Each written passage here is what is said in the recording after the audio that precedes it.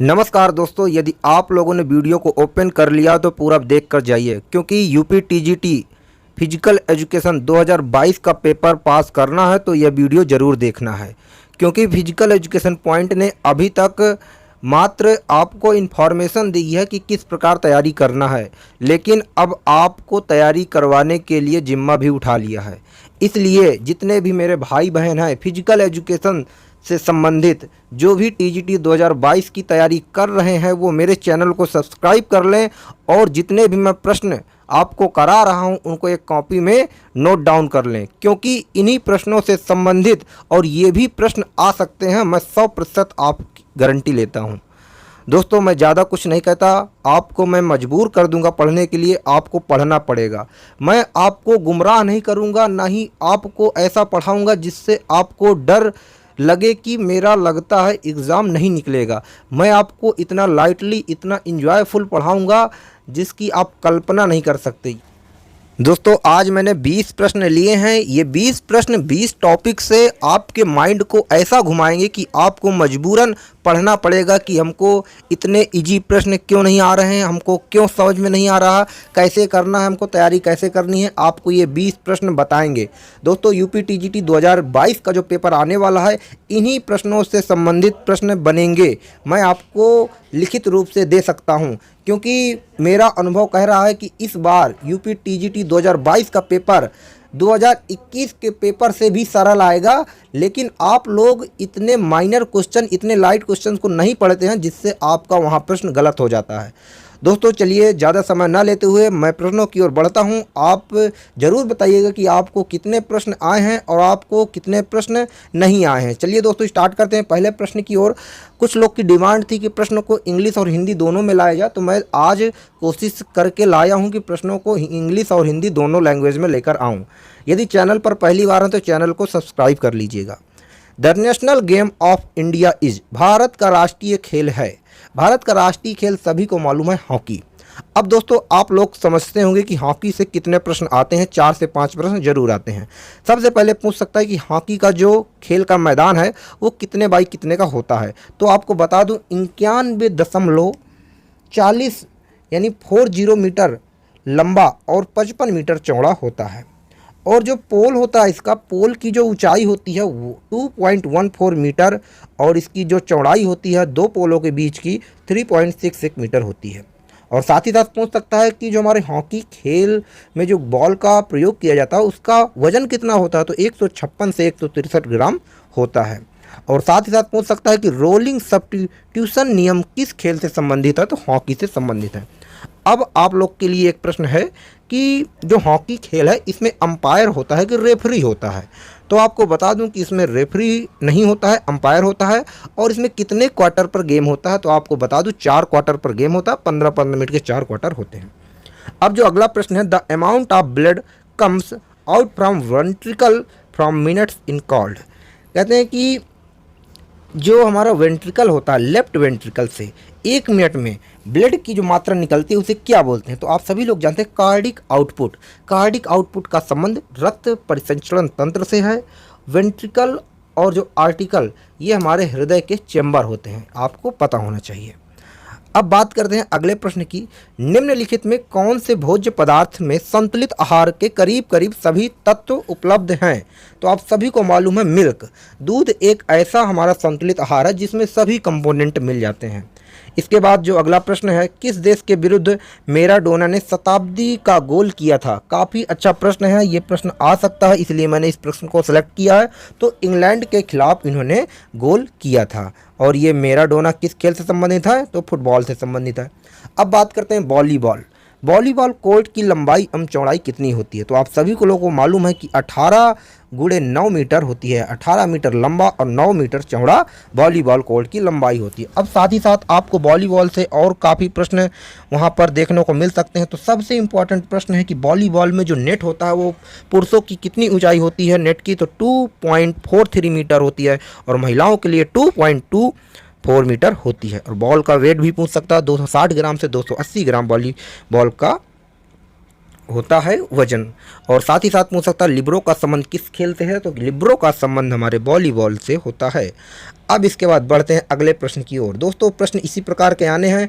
आपको जो लोग एनाटॉमी ही पढ़ा रहे हैं, स्पोर्ट ट्रेनिंग ही पढ़ा रहे हैं, आपको डीप नॉलेज दे रहे हैं, आपको डॉक्टर बना रहे हैं, आपको इंजीनियर बना रहे हैं, दोस्तों आपको यूपी टीजीटी का एक फिजिकल एजुकेशन टीचर बनना है। आपको सारी सिलेबस को कवर करना है, सारे सिलेबस से रिलेटेड आपको इंपॉर्टेंट क्वेश्चंस पढ़ने हैं, क्योंकि आपको पढ़ने के लिए हमारी श्याम नारायण सिंह की बुक है और भी सारे प्रैक्टिस सेट है, ओल्ड पेपर है, सब कुछ पढ़ सकते हैं। लेकिन आपको इतना ज़्यादा डराया जा रहा है कि आप यदि ये नहीं पढ़ेंगे तो आपका सिलेक्शन नहीं होगा।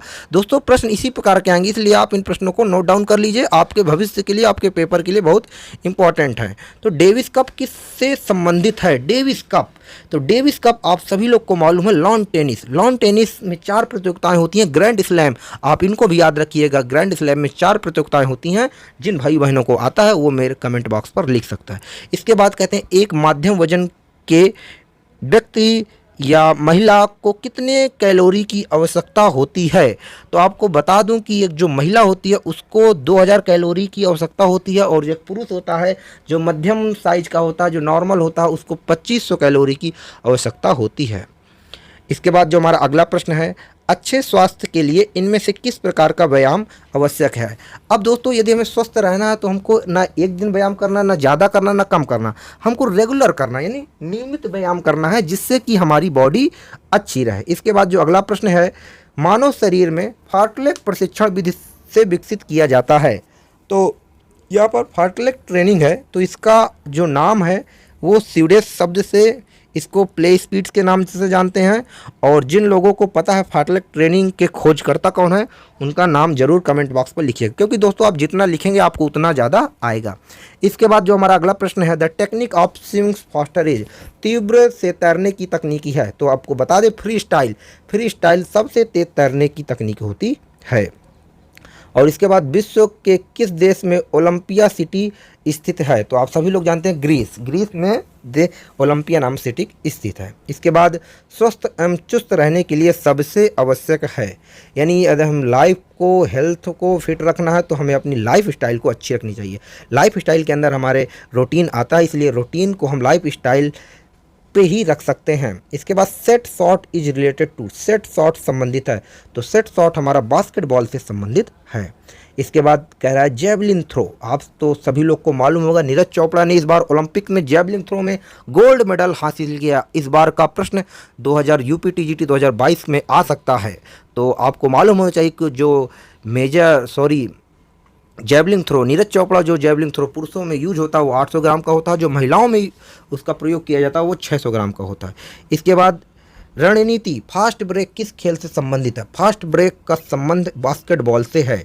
इसके बाद health is primary responsibility of, यानी स्वास्थ्य मूलतः किसकी जिम्मेदारी है? तो आपको सभी को मालूम होगा व्यक्तिगत, यानी इंडिविजुअल, यानी व्यक्तिगत रूप से हमें स्वस्थ रहना चाहिए, ये हमारी पहली जिम्मेदारी होती है। इसमें स्वास्थ्य, समुदाय, माता पिता की कोई जिम्मेदारी नहीं होती है। इसके बाद कह रहा है the another name of percussion manipulation, percolation manipulation का दूसरा नाम क्या है? तो इसका जो दूसरा नाम है वो टपोटमेंट, एक ऐसी मसाज है जिसके 2-3 नाम होते हैं, परीक्षाओं में जरूर पूछे जाते हैं। इसके बाद जो हमारा नेक्स्ट प्रश्न है, the richest source of protein, protein का प्रचुर स्रोत क्या है? तो आप सभी लोगों को मालूम होगा सोयाबीन में सबसे ज़्यादा प्रोटीन पाई जाती है। इसके बाद जो हमारा अगला प्रश्न है, Harvard step test is the best of measuring, Harvard कदम जाँच से निम्नलिखित में से किसकी एक जांच की जाती है? तो आप लोग सभी मालूम होगा कि हार्वर्ड स्टेप टेस्ट बहुत इंपॉर्टेंट है टीजीटी के लिए, पीजीटी के लिए, कार्डियोवैस्कुलर इंडोरेंस को मेजरमेंट करता है। इसकी खोज ब्रोहा ने की थी। इसके बाद शटल रन माप करता है एजएलटी की। और साथ ही साथ क्या भारी व्यायाम गहरी निद्रा के लिए अच्छा है? तो नहीं, भारी व्यायाम गहरी निद्रा के लिए अच्छा नहीं है। प्रशिक्षण की अवधि में थकावट का कारण है लैक्टिक एसिड। दोस्तों मैंने जो आपसे वादा किया था कि 500 प्रश्न मैं नोट लिखित रूप से आपको दूंगा, और उसका जो शुल्क है मात्र 500 रुपये होगा।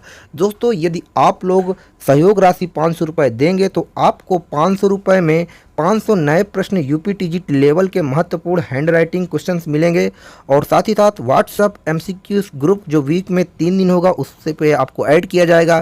साथ ही साथ मंथ में 2 बिग टेस्ट होंगे जो 125 क्वेश्चंस के होंगे, आपको 2 घंटे का समय मिलेगा। साथ ही साथ आप लोग के जो डाउटफुल वाले प्रश्न हैं उनको हल करने के लिए आपकी हेल्प की जाएगी। इसके बाद सिलेबस के अनुसार इंपॉर्टेंट हैंड राइटिंग नोट्स मिलेंगे। तो आप देर मत करिए, 500 रुपये मात्र आपका सहयोग राशि है। यदि आप सहयोग करेंगे तो ही मैं आपके लिए नोट्स बना सकता हूं और बुक्स ला सकता हूं और काफ़ी मेहनत कर सकता हूं, क्योंकि यदि आप सहयोग नहीं करेंगे तो मैं आगे नहीं बढ़ सकता।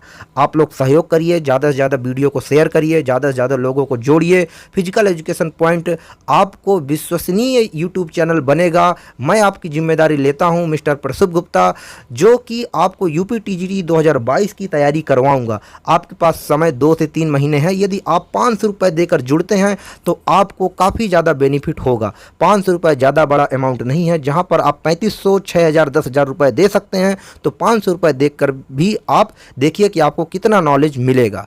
धन्यवाद, मिलते हैं अगले वीडियो पर।